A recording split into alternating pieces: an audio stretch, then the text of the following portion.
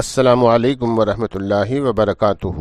معروف عالم دین مولانا جلیل احسن ندوی رحمہ اللہ کی مشہور و معروف کتاب سفینہ نجات کے باب معاملات کے ذیلی عنوان خراب مال کا عیب گاہک سے نہ چھپاؤ حدیث نمبر 175 پیش کرنے کی سعادت حاصل کرتا ہوں۔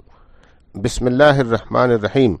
رسول اللہ صلی اللہ علیہ وسلم نے ارشاد فرمایا، نہیں جائز ہے کسی تاجر کے لیے کہ وہ کوئی چیز بیچے مگر یہ کہ جو کچھ اس کے اندر عیب ہے اسے بیان کر دے، اور نہیں جائز ہے کسی کے لیے جو اس عیب کو جانتا ہو مگر یہ کہ یہ عیب خریدار کو بتا دے۔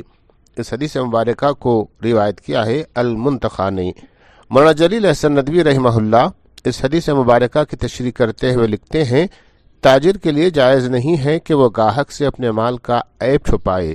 اسی طرح مال خریدتے وقت کوئی ایسا شخص موجود ہے جو عیب سے واقف ہے تو اس کے لیے ضروری ہے کہ خریدار کے سامنے عیب رکھ دے۔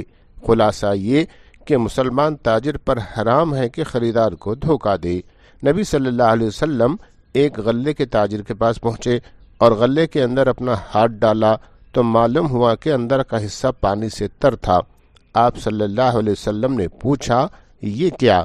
اس نے جواب دیا، حضور صلی اللہ علیہ وسلم، بارش سے یہ بھیگ گیا ہے۔ آپ صلی اللہ علیہ وسلم نے فرمایا، پھر اسے اوپر کیوں نہ رکھا؟ اس کے بعد آپ صلی اللہ علیہ وسلم نے فرمایا، جو لوگ ہم کو دھوکہ دیں وہ ہم میں سے نہیں ہیں۔ اس حدیث مبارکہ کو روایت کیا ہے مشکات نے۔ وآخر دعوانا ان الحمد للہ رب العالمین۔